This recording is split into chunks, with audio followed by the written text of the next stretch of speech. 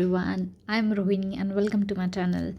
Today we'll discuss the case CIT versus Raja Benoy Kumar Sahas Roy case. तो ये case start करने से पहले I just want to request you guys please do subscribe this channel and yes मैं taxation law के सारे cases इसमें discuss करूँगी and so the help I need from you guys is just to subscribe it and जो भी suggestions होते हैं whether it's a good feedback or a bad, no matter what, but please comment section में feedback देना and do subscribe to this channel. Okay, तो start करते हैं without wasting a single second now. So let's begin. तो यहाँ पे जो respondent होते हैं उनके पास 6000 एकड़ ऑफ फॉरेस्ट होता है, ठीक है। अभी जो फॉरेस्ट है इसमें साल एंड PSL के ट्रीज होते हैं विच वर स्पॉन्टेनियस ग्रोथ। कैसी होती है इनकी स्पॉन्टेनियस ग्रोथ होती है। ऑल तो यहाँ पे जो राजा ने एम्प्लॉय किए होते हैं बहुत सारे नंबर ऑफ वर्कमैन और लेबर किस चीज़ के लिए, for the weeding, falling, cutting, इन सब चीज़ों जो बेसिक रिक्वायरमेंट्स होती है मेंटेन करने के लिए, उन सब चीज़ों के लिए जो है राजा ने कुछ एम्प्लॉय कर रखे थे लेबर। अब यहाँ पे जब व्हेन दिस राजा सबमिट करते हैं अपने रिटर्न तो ही शोज़ कि जो certain amount as a income, ठीक है, which is derive from the sale of the tree. जो ट्री फॉरेस्ट में ग्रो होते हैं तो उसको जो सेल किया तो उस इनकम को एज राजा उसमें शो करता है। But at the same time set his income was not assessable as it was a purely agriculture income. तो राजा का कंटेंशन यहाँ पे होता है कि भाई मेरे जो इस इनकम पे है कोई टैक्स नहीं लगेगा because this income is from this is a agricultural income. अब ये जो इनकम टैक्स ऑफिसर होते हैं ये रिजेक्ट करते हैं राजा का क्लेम, और जो एपलेट बॉडी होती है वो भी रिजेक्ट कर दे कि नहीं ये एग्रीकल्चर इनकम में नहीं आएगा, ठीक है। किस ग्राउंड पे? This ground is very important to know कि द ग्राउंड इज़ दैट कि जो इनकम है जो एसेस की गई है to the income tax was that the income derive from the sale of the sal and the PSL tree in the forest which was originally a forest. तो यहाँ पे कह रहे हैं कि भाई आप जो कह रहे हो कि आपको जो इनकम आई है from the sale of the sal tree, तो वो ओरिजिनली वो फॉरेस्ट था ही, और वो कैसा था, स्पॉन्टेनियस ग्रोथ वाला था, ठीक है। तो और उसमें कहीं से कहीं तक जो है उसमें ह्यूमन स्किल एंड लेबर नहीं लगा है।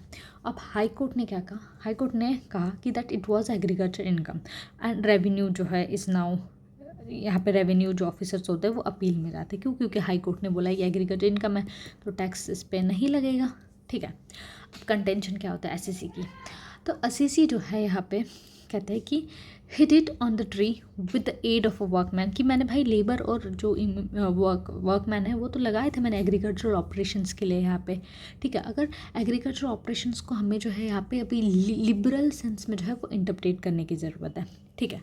अब इस केस में इशू क्या है कि क्या ये जो इनकम डिराइव की गई है साल और PSL ट्री से, ठीक है, जो कि फॉरेस्ट ओन करता है राजा, जो कि ओरिजिनली एक फॉरेस्ट ही था स्पॉन्टेनियस ग्रोथ का, बट जो फॉरेस्ट्री ऑपरेशन या जो एग्रीकल्चर ऑपरेशन किए गए हैं SEC के द्वारा, क्या वो इन्वॉल्व करेगा considerable amount of expenditure of a human skill and labour, ताकि इसे जो है एग्रीकल्चर इनकम में कंसिडर किया जाए विद इन द सेक्शन 2(1). सो अब सुप्रीम कोर्ट की क्या ऑब्जर्वेशन होता है? आई होप आपको फैक्ट समझ में आया, issue and the contention of the both the parties, that is very important to understand, ठीक है। देखिए वीडियो को मैं 2 से 3 मिनट का भी रख सकती हूँ, बट आई फील कि अगर 5 मिनट का भी सुनते हो तो कम से कम आपको 3 मिनट तक का याद रहेगा कुछ। सो इसे डिटेल में डिस्कस करने में कोई दिक्कत नहीं है। हार्डली 5 मिनट के वीडियोस होते हैं एंड आई थिंक इतनी लेंथ सही है, क्योंकि 2 मिनट में आपको मैं बहुत ही सुपरफिशियली तरीके से बता पाऊँगी कि ओके फैक्ट ये था।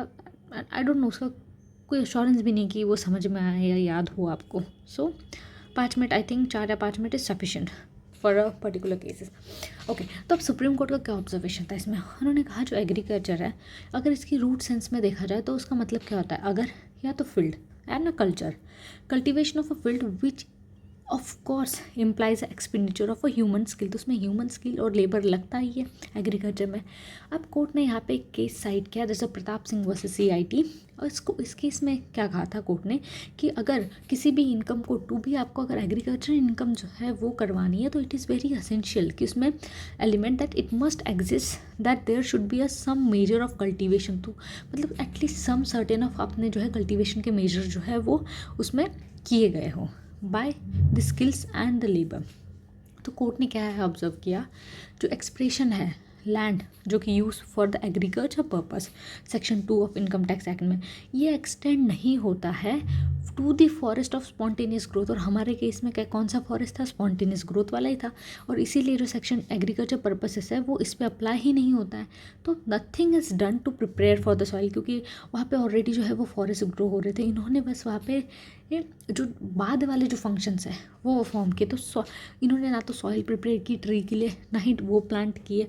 तो ये जो है इसमें does not extend to the forest of a spontaneous growth.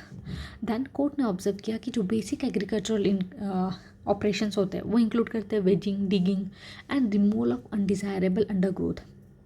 ठीक है, ये सारी चीज़ों के लिए उन्होंने जो है लेबर रख रखे थे। बट ये जो लेटर जो बाद वाले जैसे tilling of the land, sowing of a seed, ये ऑपरेशन जो है that must be in the conjunction with the earlier operation.